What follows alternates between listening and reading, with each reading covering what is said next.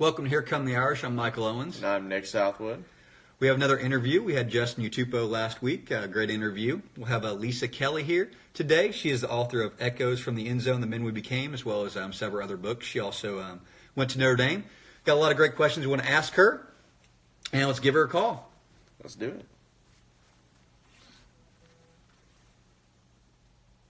There you go.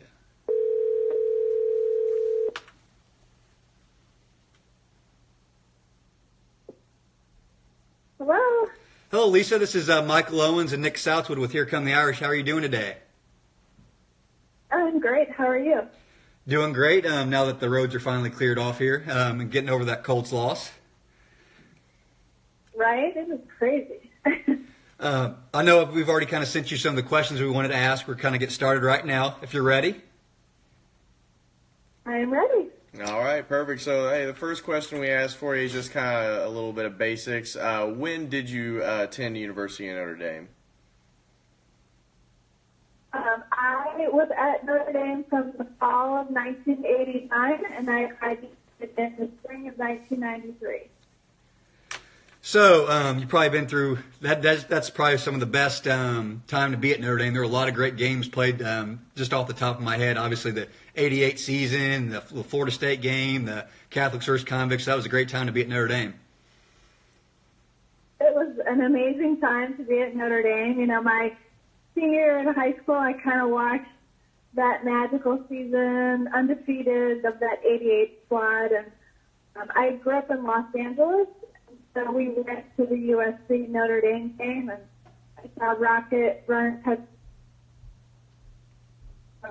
You know, that kind of cinched everything for me that I really wanted to go to Notre Dame. And of course, at that point, I didn't know I was accepted. So it was an exciting time to look forward to hopefully being a student at Notre Dame. Absolutely. In transition to the next question, what was your some of your favorite memories as a student? They can be maybe just part of the campus life or the actual games themselves. Yeah, so kind of one of the funny things that happened before I even got to Notre Dame was that I didn't get my acceptance letter to Notre Dame until April Fool's Day. So I was one of the last waves of letters to go out. And so I got home from school, and my mom said, "Oh, you have a letter from Notre Dame," and I thought she was joking because it was April Fool's Day. So, you know, she basically had to open the letter in front of me and go, "Here, look, you got accepted," before I actually believed her that she wasn't pranking me and that I really got accepted to Notre Dame. And that was pretty cool. Yeah, that has to be. That has to be an awesome some feeling. Really Yeah. Great memories.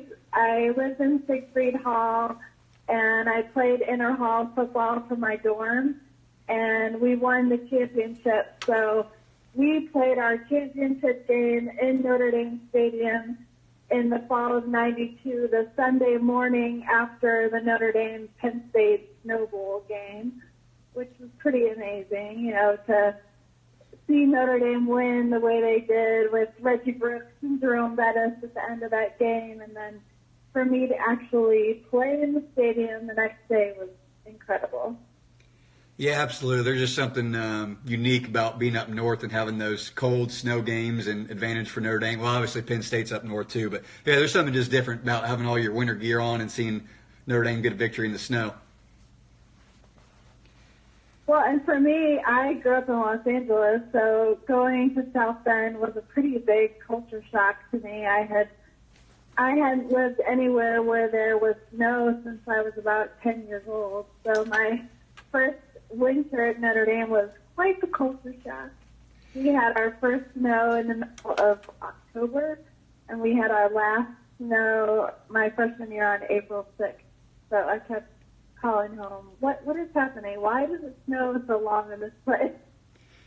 That's funny. We actually talked to Justin Utupo. We had him on last week, and he was from California, so we had a lot of questions to ask him about that from the transition from the weather and stuff. So that's funny that you're out there in California too. Here we're broadcasting here from Indianapolis, so we're kind of accustomed to the snow this time of the year. Absolutely. Yeah, it was crazy. The girl who became my best friend at Notre Dame, she was from Fort Myers, Florida. The two of us kind of bonded together, trying to figure out, because I didn't buy any winter clothes until I got to South Bend, because I figured, why buy winter clothes in California? They're not going to be up to par. And I wasn't expecting there to be snow before fall break. And so I didn't have any winter clothes. I was going to do that kind of stuff over fall break. And real quickly, we had a scramble trying to figure out, oh, my God, I don't have boots. I don't have a winter coat. Yeah, absolutely. My birthday is on like the first or second day of spring and March 21st. And, I mean, it can snow here in November till March and April. That's just Indiana weather, unfortunately. I think that hurts them a little bit in recruiting. But like we've discussed with people here on the past, is Notre Dame fan base is just across the country. New York, California, Florida, just a testament to you grew up in California and your roommate was all the way from Florida. The Notre Dame fan base is across the country, and that's just a big testament to it.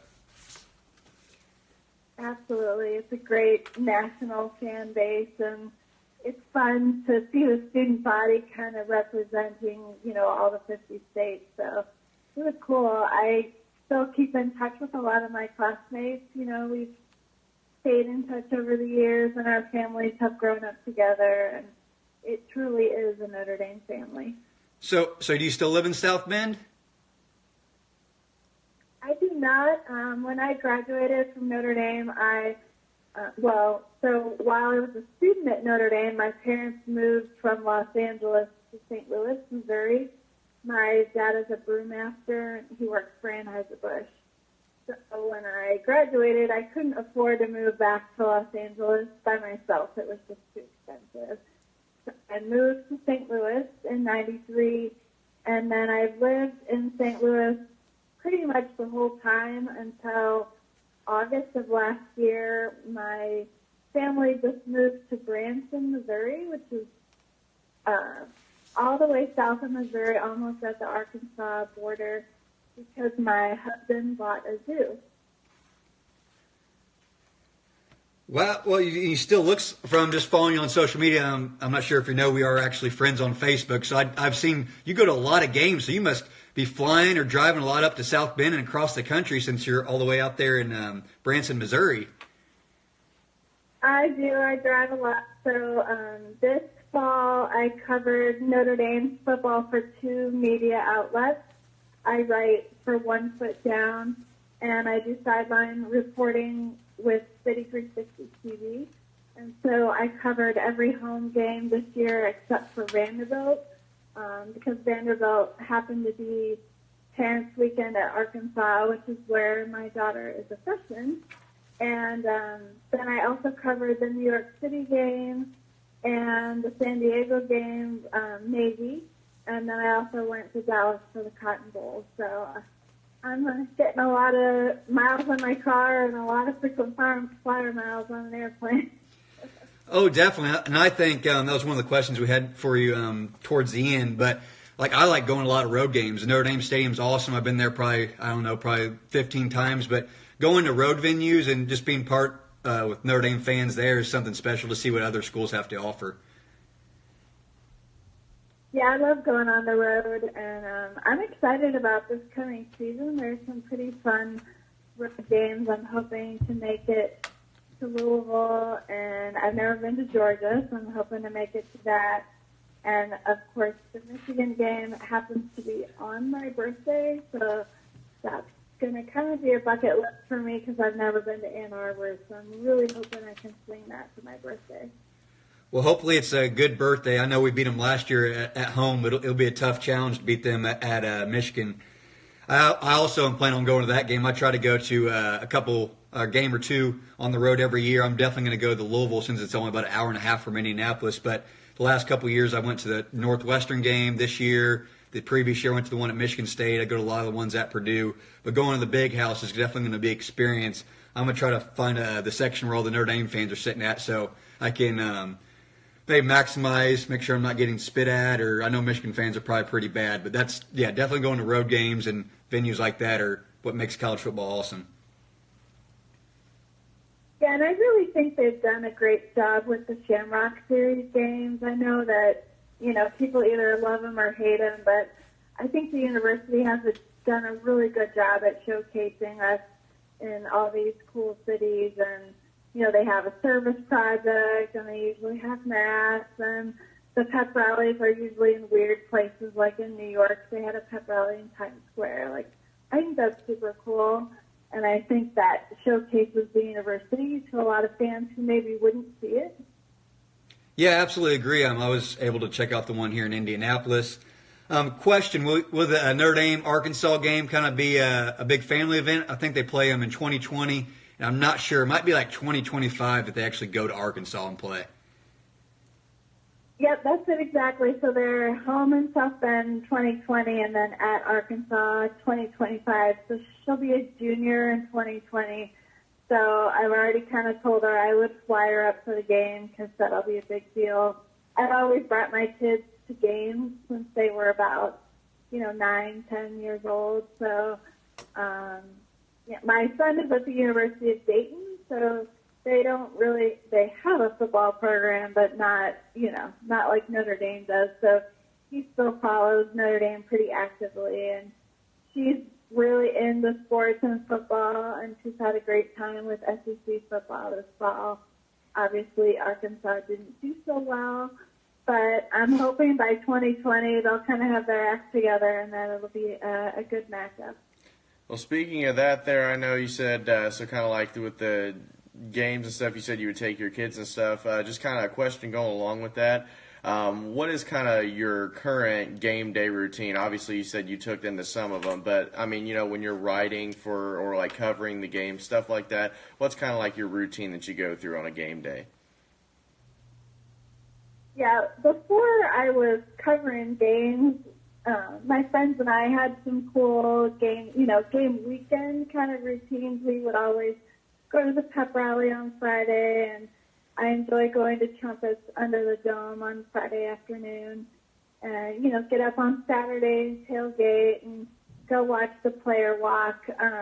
We still try to hold a lot of our traditions now, even with my working, because I don't really have to be in the stadium until maybe 90 minutes or 2 hours before the game. So we still try and get to the player walk, and I always tailgate with my friends, even if I can only be there for an hour. I just like to see everybody, and I've been very blessed now that I've had a chance to do all the writing that I've done on Notre Dame football, that I tend to tailgate a lot with former football players that I've either been friends with since college or have gotten to know through my writing, and so it's pretty cool. We're always in the same spot, and the guys kind of always know where the tailgate is, and people come in and out, and it's been really cool to get to know these guys and see all the wonderful things that they're doing after football.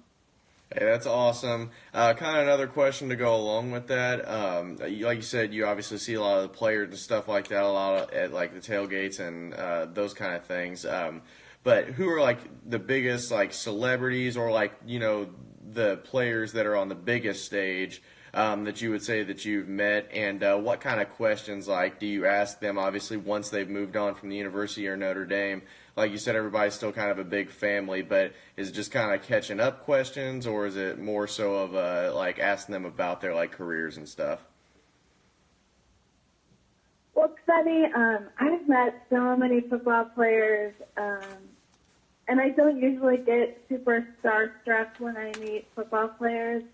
I think the most starstruck I've been in celebrity sightings at Notre Dame have been non-football sightings. I got to meet Bon Jovi, and I literally had no words. I got to meet Vince Vaughn on the sideline of the awesome. 2012 Notre Dame-Stanford game, and he was so nice. He came over and was like, "Hey, how you doing?" And I couldn't even put a sentence together. And then when Georgia played at Notre Dame a couple of years ago, we met Milo Ventimiglia, who is on the NBC show This Is Us. And he was really cool and talked to us for like 10 minutes. So that was great. But I've met some incredible Notre Dame football players. I hang out with Tony Rice. I had dinner with Tim Brown at the Cotton Bowl. I've met, I knew Chris Dortch from college and Pat Terrell, a bunch of the guys from the '88 team. My family knows John Hewitt really well because my dad is class of '65. It's been, I always have to pinch myself because a lot of these guys, I get so nervous before I interview them, and they are just so nice and down to earth. And when I interviewed Tim Brown the first time, I had met him once before, and it wasn't the best first impression in the world. And so I'm getting ready to make this phone call to interview him when I wrote my first book, and I was super nervous. And he gets on the phone, and we start the interview, and we're about 5 minutes in, and he says, "Can you hold on for a minute?" And I said, "Sure, no problem." And I can hear him, his daughter is bugging him, and he's like, "Well, what do you need? I'm on the phone." And he talks to her for a minute, and he comes back on, and he's laughing, and he says, "Why is it as soon as you get on your phone, your kids want 10 million things?" And I just thought that was really cool to see him, down to earth, just a normal dad having the same issues that all the rest of us have. And of course, his interview was awesome, and we've become really good friends. So it's crazy. I never expected the guys to be as supportive of me as they've been. For example, Tony Rice, I didn't really know him in college. I knew who he was, but he was 4 years older than me, and so we didn't run in the same crowd. But now that I've interviewed him and got to know him pretty well, if I travel somewhere to sign books, he's like, "Where are we going?" He's super excited to tag along with me and kind of enjoy his extra 15 seconds of fame.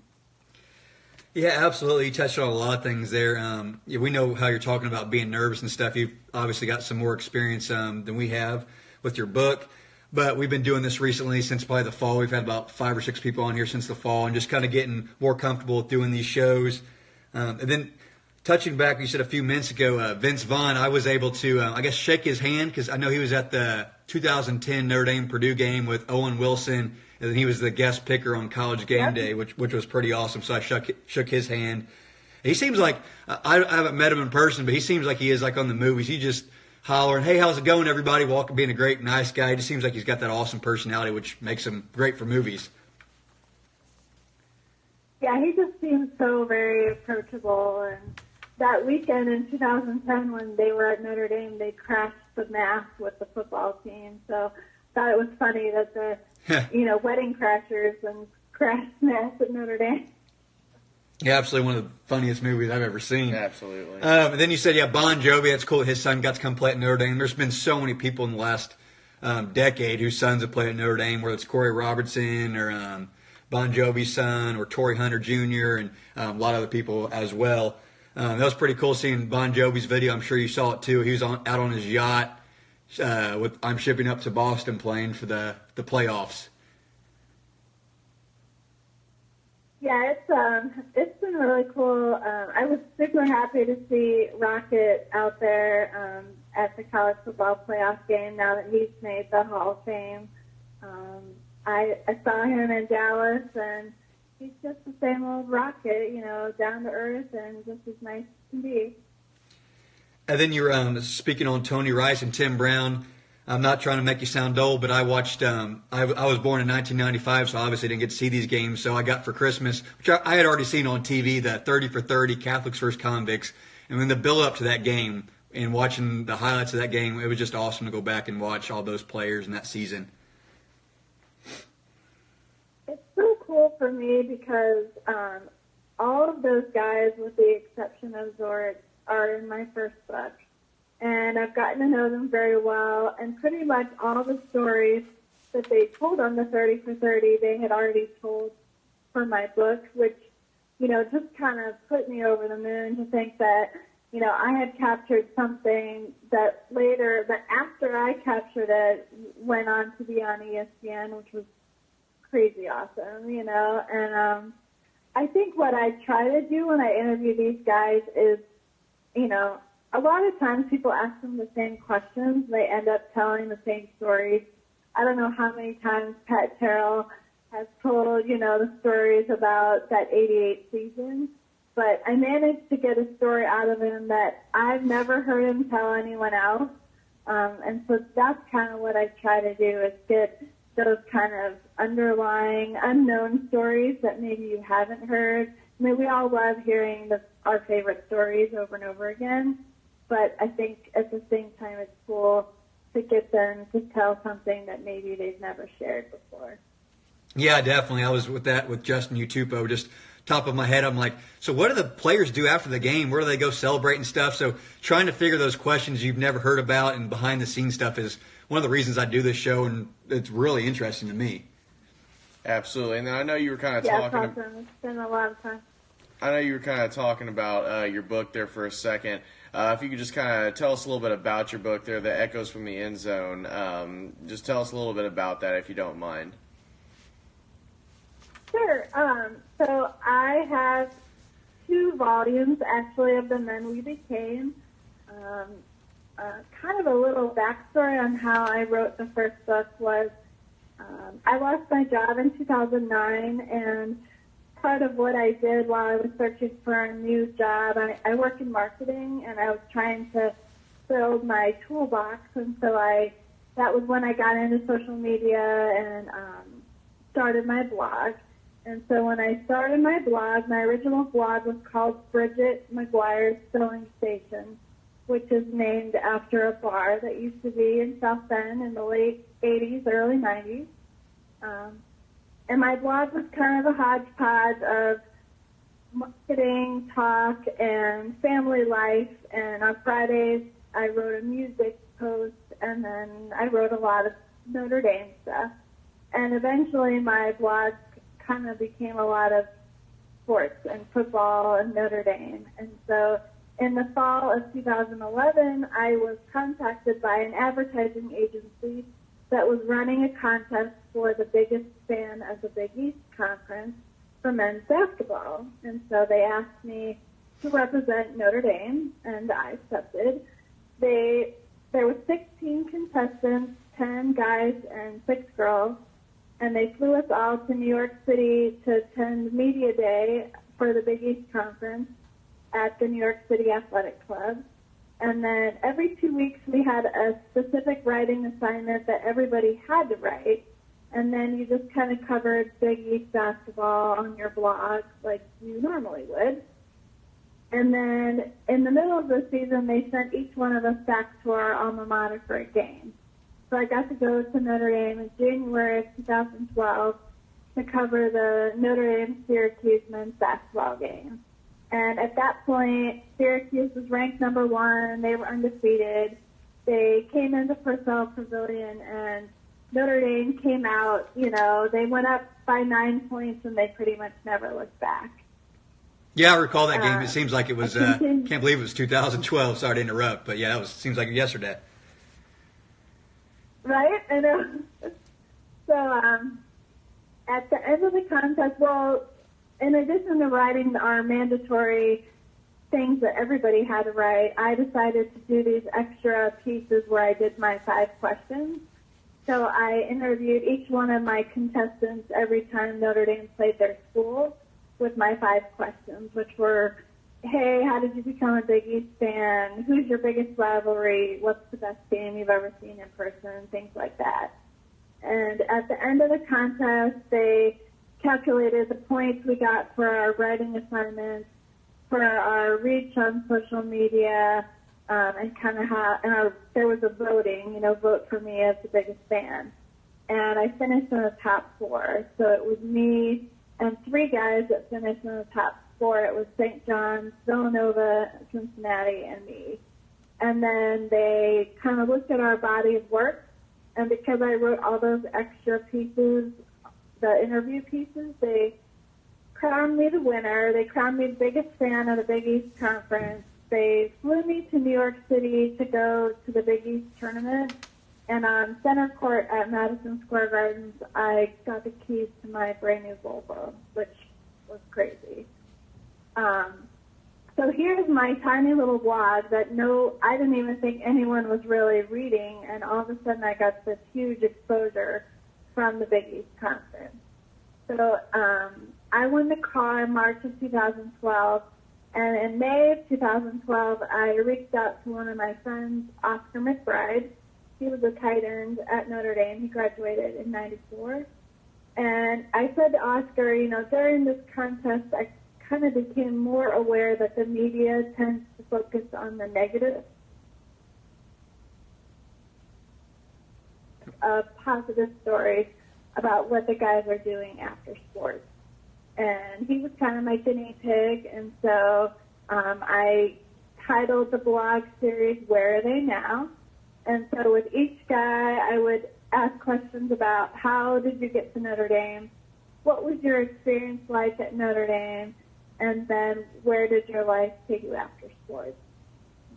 Oscar was my first interview.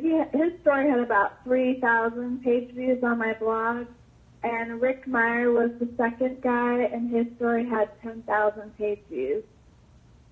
So pretty quickly I realized that I wasn't the only one that wanted to hear these positive stories. From May of 2012 until January of 2013, I interviewed 32 football players. It was kind of crazy. Each guy would introduce me to somebody else or recommend, hey, you should interview this guy. He's got a great story. And then in January of 2013, we all know that Notre Dame played Alabama for the national championship. And one of the 32 guys that I had interviewed was Marv Russell. He was a linebacker in the mid-'70s, and I knew he was a published author. So I reached out to Marv and said, hey, I think I have something here that would make a great book. I don't know anything about writing a book. I have all these Q&A interviews. What do I do with this? And so he took me under his wing. He became my writing coach, and we wrote the book together in February and March of 2013. We edited in April and May. I sent the book to the publisher June 1st, and I had a book in my hand on August 1st. It was crazy. I never, I wasn't that person who said, when I grow up, I want to write a book. That wasn't me at all. And here all of a sudden, I'm a published author for Notre Dame football, which was kind of crazy. And then I continued my interviews. So first book came out in August of 2013. It has 25 stories in it from 1965 to 2003. The second book has 30 stories in it from 1965 until about 2008. And right now I'm finishing book 3, which will have 25 stories in it. And the new book will not only have football, but it will have baseball, basketball, hockey, golf, women's soccer, women's basketball, women's track, and a student manager from the football team. So I've kind of expanded my reach a little bit from football because there's so many great stories, not just in football, but from every sport at Notre Dame. And I don't know, I've got like 3 more books I want to write after this of varying topics, but all related to Notre Dame. Well, first of all, congratulations on the book and winning that Big East Writers, whatever you want to call it, the title of the best fan. That was awesome. And a thing that I've found out just by doing this podcast recently, and I know you have, is just, like you said, trying to ask the best questions. I usually spend about a half an hour doing research, making sure I'm asking the right questions, not asking any questions that they've already heard like probably a million times. But just asking questions and hearing stories is probably one of the best things I like doing with this podcast. And that was awesome that you already had the content too, because I bet writing a book can be overwhelming if you just want to start from scratch and like start writing a book. But since you already had those interviews and just asking questions and kind of really letting the former players and stuff really tell the stories is awesome. It's been crazy, and I've always enjoyed writing. I mean, I've been blogging since 2009, I have a marketing degree from Notre Dame, but I took a lot of English classes because I always felt that no matter what you do in life, you need to be able to communicate, and so English is kind of always really important to me.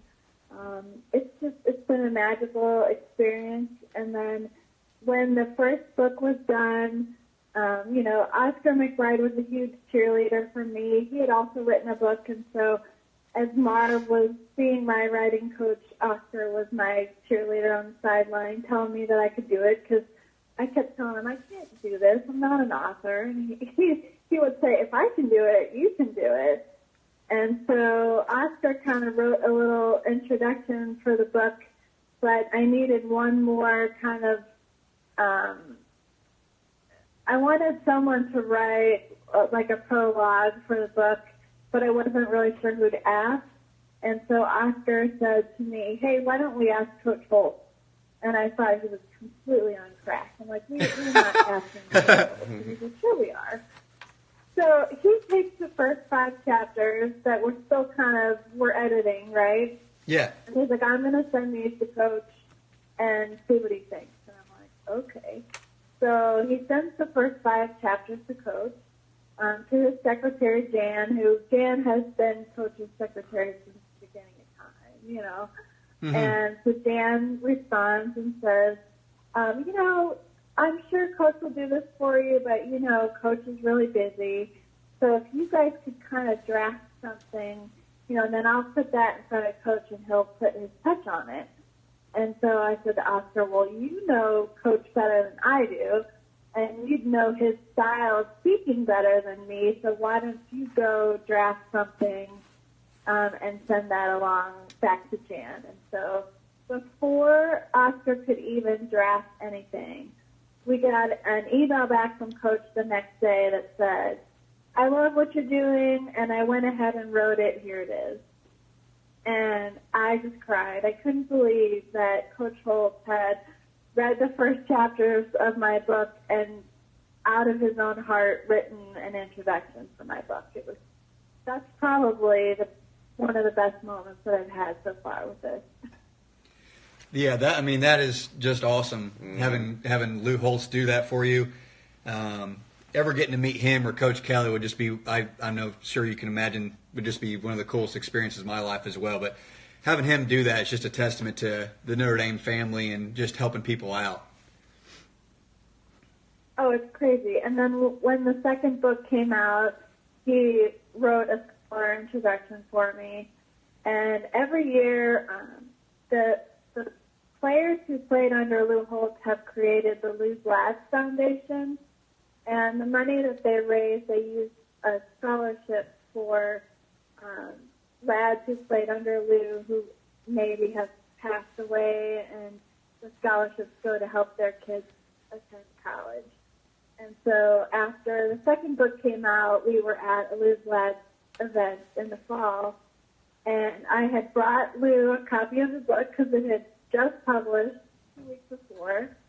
And so we're at the brunch, and I got there super early because I wanted a chance to talk to him before he got inundated with all the guys I know. I don't like to bother him once the guys are there because that's their time and not mine. And so I got there really early.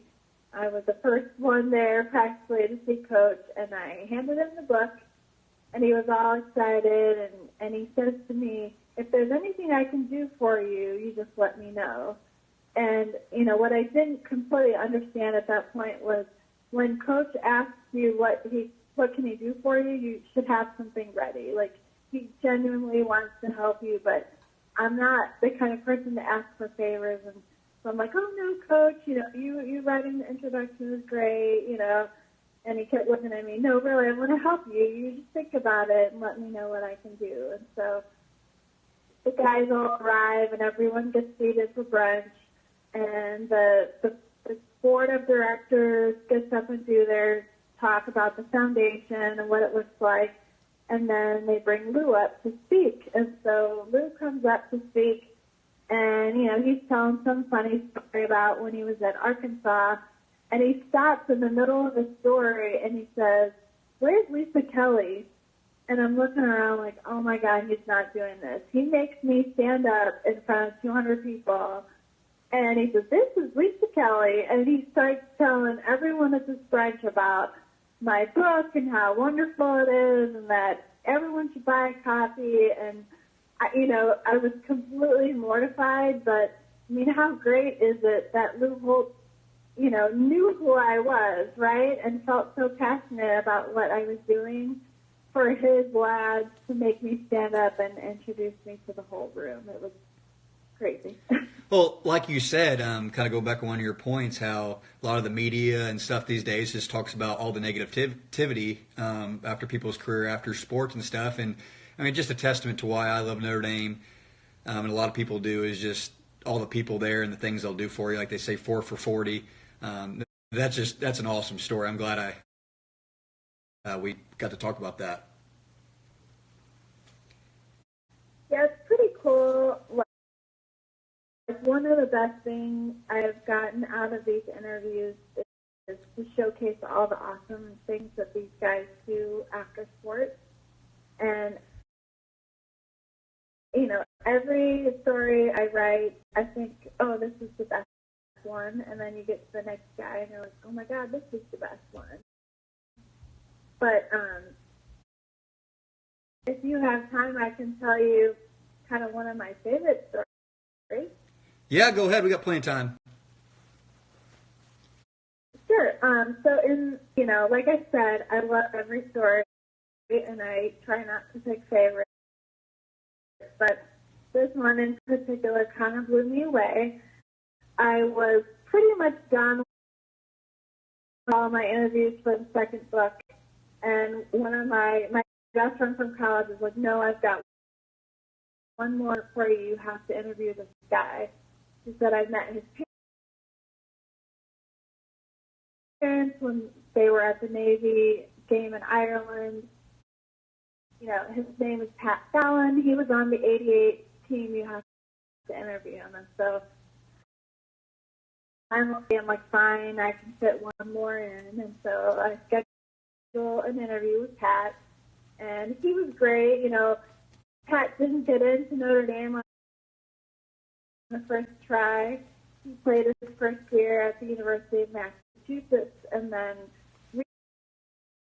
reapplied to Notre Dame and transferred in. And, he says he was a wide out on the 88 team, but his wife loves to say he was left out because he didn't play very often. He played Notre Dame football and was Air Force ROTC at the same time, which is a huge.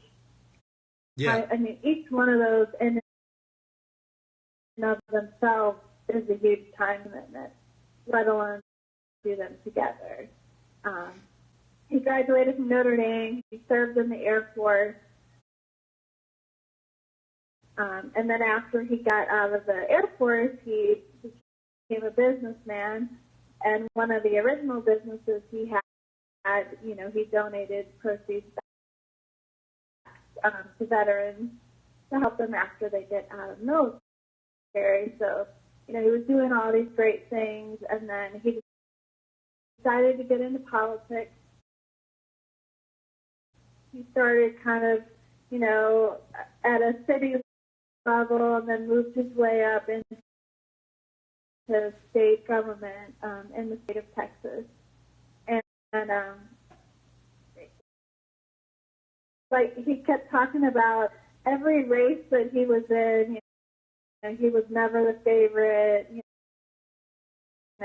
just how hardworking he was. And he would go door to door meeting people in his campaign to show them, that he was the better candidate. And, he kept winning all these races and moving up in government in Texas, which is really hard to do if you're not from Texas. And so one evening, his wife was telling him about this family that they're pretty close to. They have twin boys, and one of the boys was diagnosed with cancer.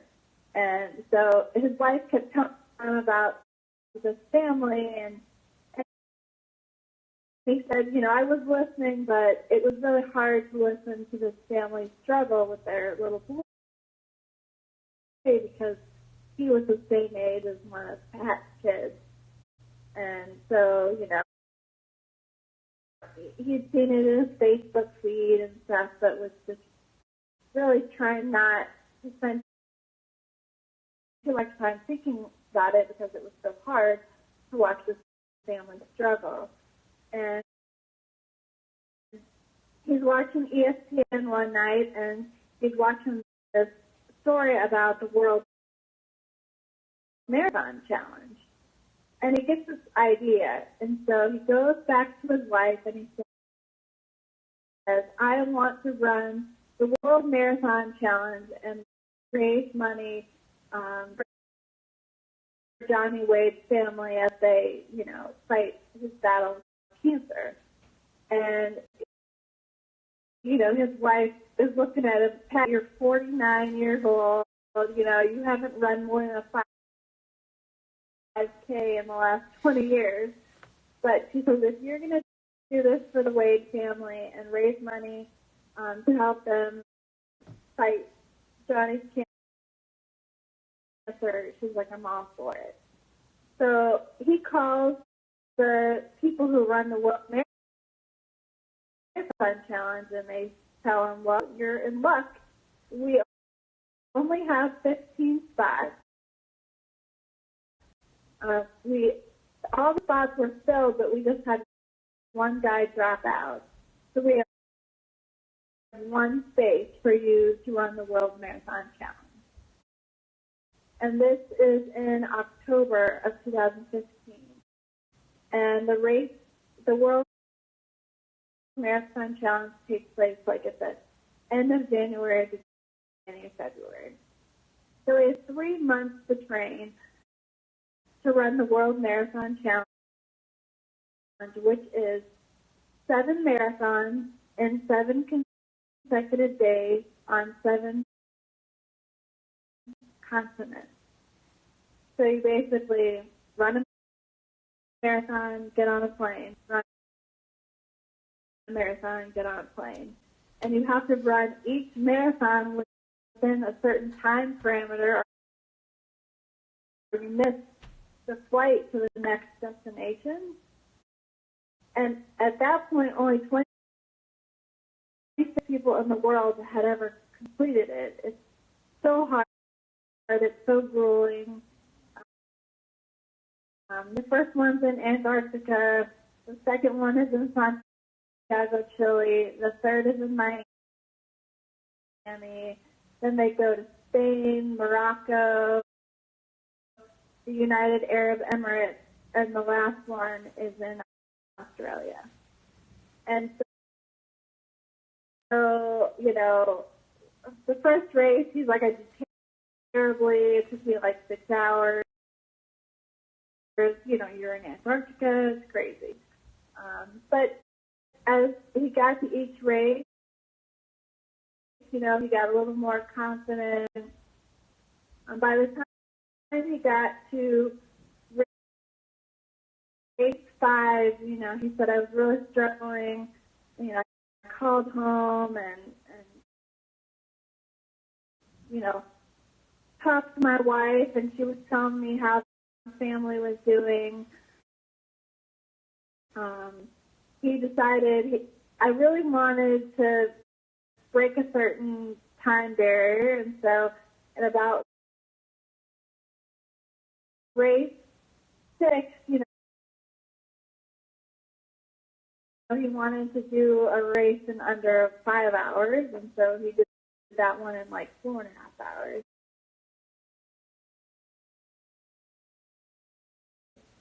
And by the time he got to race 7, he said, I really want to do this one in under 4 hours. And everyone thought he was crazy. He's done 6 marathons in 6 days. And here you are on race 7, you want to do it in under 4 hours, which is crazy.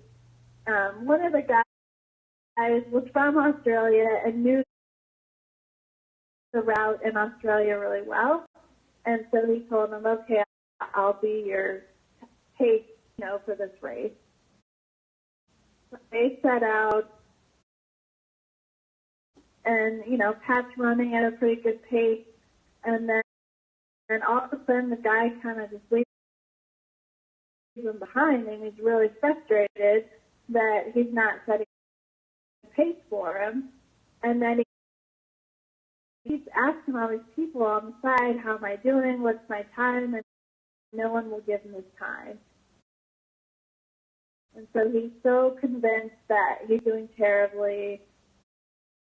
And the race in Australia was an out and back, so it's 13 miles out and then 13 miles back, which means you're probably with the wind in one direction and against the wind in the other direction. So on the way out, they were with the wind, but when they turned back around and came back in, the wind changed and he was still running with the wind. And so he's running, but he's super frustrated because he thinks he's doing terribly. He gets to the last half mile, and they have two people there waiting for him. They hand him an American flag and a Texas flag. They tell him, you've got half a mile, run as hard as you can. And so he takes the flag and he runs as hard as he can. When he crosses the finish line, he ran the race in 3 hours and 53 minutes, which was 7 minutes below that 4-hour mark. Wow. And as he looked at everything from that week, he ran 7 marathons in 7 days on 7 continents. He finished race 7 minutes under the 4-hour mark, and he raised $777,000 for pediatrics. That's just amazing. Just incredible. I have goosebumps when I tell it. It's just incredible. Absolutely, kind of speechless at And- that. That's something. And that, this is the guy I wasn't going to include in the book, right? It is probably one of the best stories I've captured. Yeah, obviously there's stories on the football field and on the field stories, but that's just, that's incredible what he was able to do. absolutely. So, yeah. he, stories like that are the total reason why I do this, because so many people feel like athletes are a bunch of dumb jocks. But I know that if you're an athlete at Notre Dame, you're just as good on the field as you are off the field. And these guys take their passions into life, and they're all involved in their communities, and they give back. And they not only give back to Notre Dame, but they give back, within their communities, wherever they live. So I'm incredibly blessed to be able to tell their stories, and I'm proud of all the work that they are doing out in the world. Yeah, someone for Alabama or Auburn, one of those schools kind of write the same book. I don't think they'd get nearly the same great stories. I know I'm a little biased. Kind of getting back. I be honest with you, I don't read a whole lot of books, but the books I do read are sports and around Notre Dame. I think I've probably read maybe 3 in the last couple of years, and that was Digger Phelps' book, Lou Holtz's